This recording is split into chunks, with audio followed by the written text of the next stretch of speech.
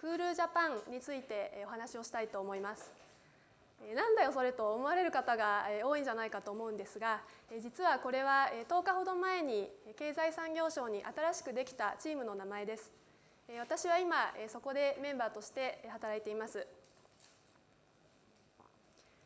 10日前まで私がどこの部署にいたかということを簡単にご紹介しますと、経済産業省という組織の中の製造産業局というところの中の私業生活文化用品課というわけのわからない課の中にあるデザイン室という、言えば組織の末端におりました。ところがTEDもそうですけれども、デザインというのはテクノロジーとかエンターテインメントとか、それからまちづくりとか企業のブランディングとかいろいろなものに影響を及ぼしているコアな概念だと私は思っていました。そういう横断的なクリエイティビティを扱う部署を作りたいということをずっと言っていたら、最初はちょっと不思議ちゃんの言うことはよくわからないと言われてたんですけれども、じゃあやってみればという話になって10日前にクールジャパン室というものができました。クールジャパンという名前は実は私がつけたのではなくて上の人が勝手につけてしまったんですね。で自分で自分のことをクールというのかというのがすごくあって、最初は恥ずかしくてちょっと使えなかったんですけれども、10日経って愛着が湧いてきました。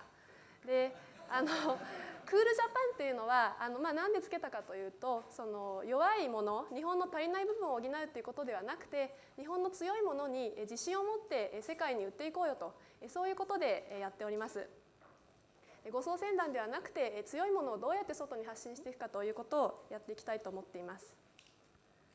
じゃあ強いものって何なのかということなんですが、例えばおにぎりみたいに、そのおにぎり自体もすごいと思うんですけれども、3ステップで開けられて手が汚れないパッケージと一緒に売っていくとか、それから原宿とか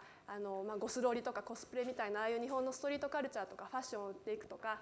あとはこれ私パワーポイントで作ったんですけれども、トイレ、世界一機能的なトイレが実は結構外国人の間でも人気で、トイレラブサミットというのが東京で開かれたりしてるんですけれども、そういうものを個別ではなくてどうやってまとめて世界に発信していくかっていうことがすごく大事だと思っています。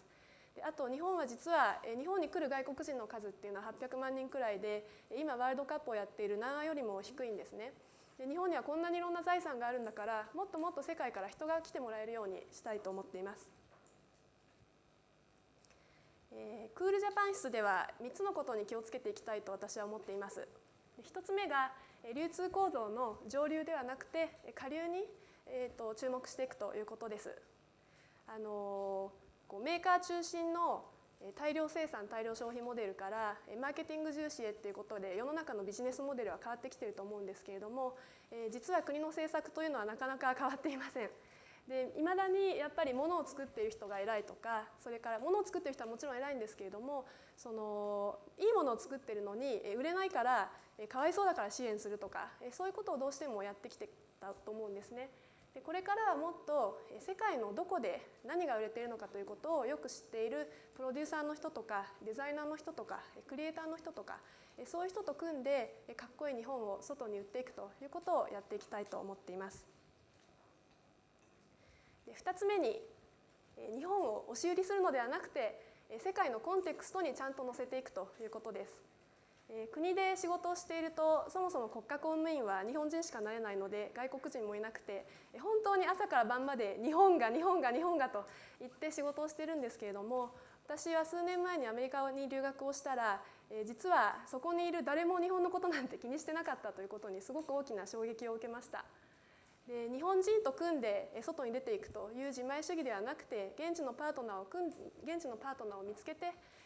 どうやって世界のニーズをちゃんと把握してそこに合ったものを作って出していくかということを考えていきたいと思っています。そして3つ目に世界に貢献をするということです。これはグローバルリッチリストというウェブサイトなんですが、日本人の平均年収400万円強をこのウェブサイトに入れますと、あなたはここですというグラフが出てくるんですね。世界の人口が100人だとしたら日本人というのはトップから数えて3番目にいるんです。でこれは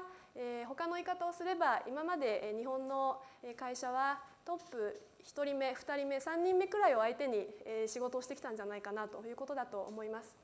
世界の中間層は14億人、そして年収30万円以下の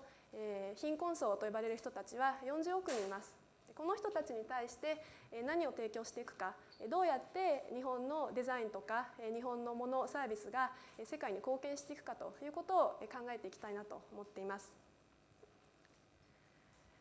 私は世界と未来を向いて仕事をしていきたいとずっと思っているんですが、最近そのために手がけている一つのプロジェクトをご紹介します。今年からインドとデザインコラボレーションというものを始めました。で実は去年インド政府がインドでも日本のグッドデザイン賞みたいなデザイン賞を作って盛り上げたいんだよという話をしてきたんですね。だから協力してくれと言われたんですが、日本の周りにいる関係者はインドが日本に協力してほしいと言ってるんだったら具体的なプランをまとめて持ってきたらいいじゃないかと言っていました。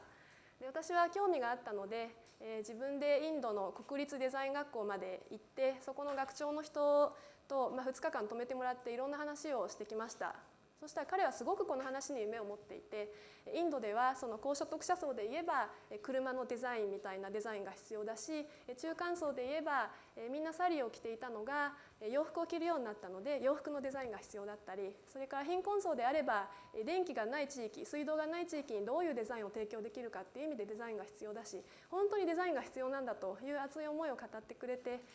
そうやって1対1で面と向かっていろいろ話をしたことでこのプロジェクトはすごく早く進んで、今年の4月にインド政府と MOU という覚書を結んで正式にインドと日本のデザインコラボレーションということをしていくことが決まりました。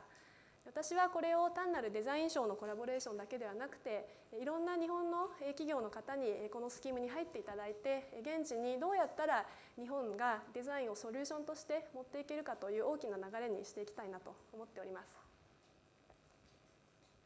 で今日は新しいチームができて10日間で私がいろいろ考えてきたことをお話ししましたが、本当にこれは何のしがらみもない新しいチームで新しいことをやっていいよと言われているので、ここにいる皆さんのご意見をぜひお聞きしたいと思っています。何かこれはというアイデアがありましたらここに書いてあるメールアドレスまで送ってください。どうもありがとうございました。